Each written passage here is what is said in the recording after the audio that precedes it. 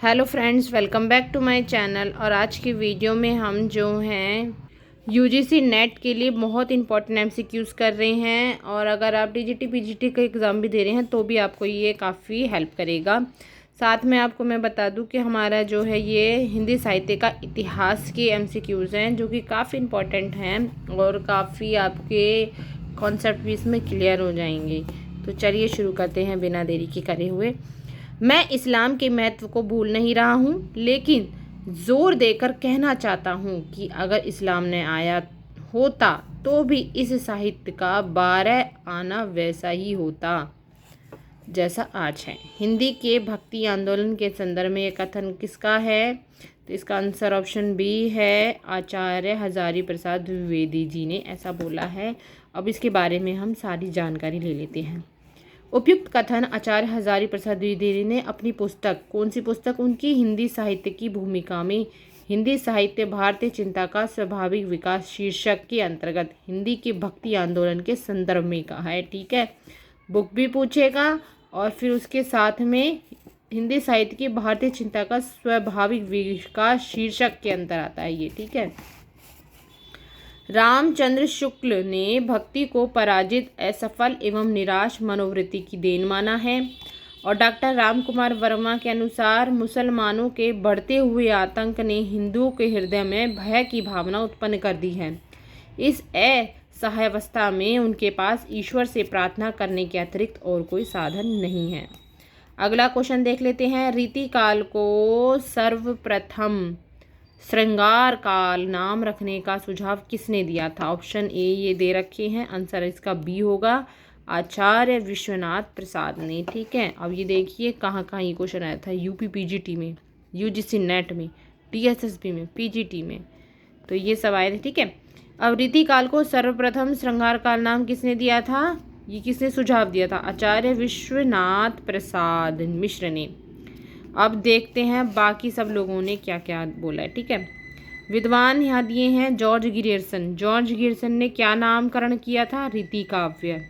मिश्र बंधु ने अलंकृत काल दिया था। ठीक है, आचार्य रामचंद्र शुक्ल ने रीति काल दिया था। रमाशंकर शुक्ल रसाल ने कला काल बोला था और विश्वनाथ प्रसाद ने श्रृंगार काल कहा था। बहुत इंपॉर्टेंट है, मोस्ट मोस्ट मोस्ट इम्पॉर्टेंट है, बहुत ज़्यादा, इसको तो ज़रूर याद कर लीजिएगा। अब इसके बारे में एक और चीज़ देख लेते हैं। आयोग ने इस प्रश्न का उत्तर विश्वनाथ प्रसाद को माना था, परंतु आचार्य रामचंद्र शुक्ल ने 1929 में लिखे गए अपने इतिहास ग्रंथ हिंदी साहित्य का इतिहास में कहा है कि रीतिकाल को यदि कोई श्रृंगार काल कहना चाहे तो वो कह सकता है।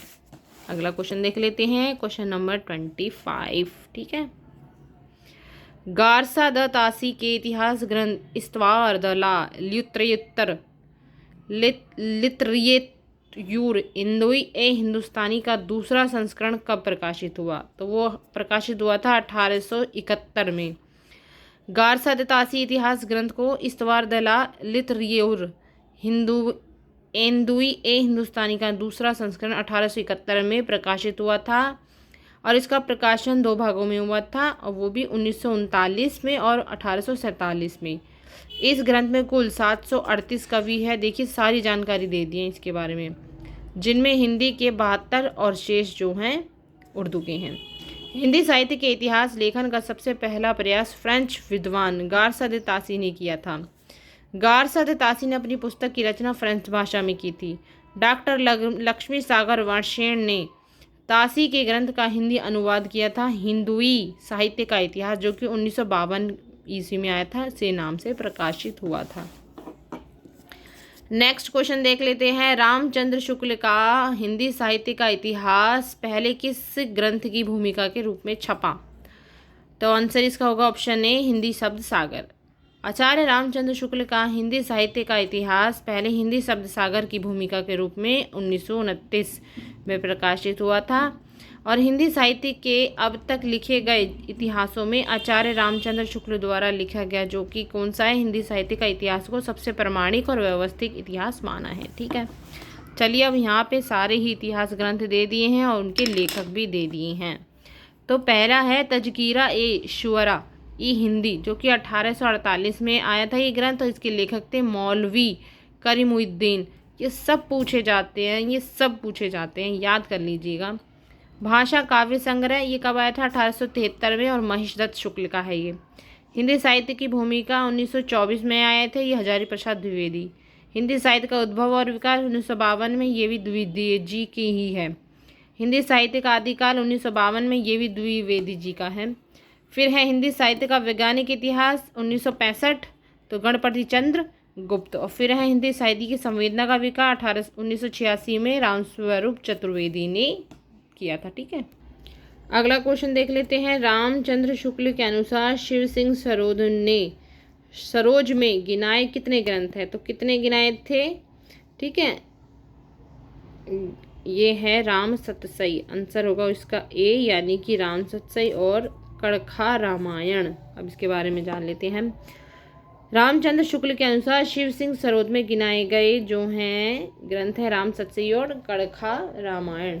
ठीक है, अगला प्रश्न देख लेते हैं। हिंदी साहित्य का आदिकाल हिंदी का इतिहास ग्रंथ, इस ग्रंथ के रचनाकार कौन है? ऑप्शन सी है हजारी प्रसाद द्विवेदी जी हैं हिंदी साहित्य का आदिकाल। ठीक है, हिंदी साहित्य का आदिकाल 1952 में आया था और हिंदी का एक इतिहास ग्रंथ है ये। इस ग्रंथ के रचनाकार कौन है? हजारी प्रसाद द्विवेदी। और इनके द्वारा रचित अन्य जो हैं इतिहास ग्रंथ भी हैं, जैसे कि हिंदी साहित्य उद्भव और विकास 1952 में, हिंदी साहित्य की भूमिका 1940 में, और जबकि आचार्य रामचंद्र शुक्ल ने हिंदी साहित्य का इतिहास 1929 में लिखा था। डॉक्टर नलिन विलोचन शर्मा ने हिंदी साहित्य का इतिहास दर्शन नामक इतिहास ग्रंथ की रचना की थी। तो ये थे आज के क्वेश्चन। नेक्स्ट वीडियो में हम बाकी के क्वेश्चंस कवर कर लेंगे। कैसी लगी वीडियो कमेंट बॉक्स में ज़रूर बताइएगा, और चैनल पर नए हैं चैनल को लाइक शेयर सब्सक्राइब ज़रूर कर लें। Thank you.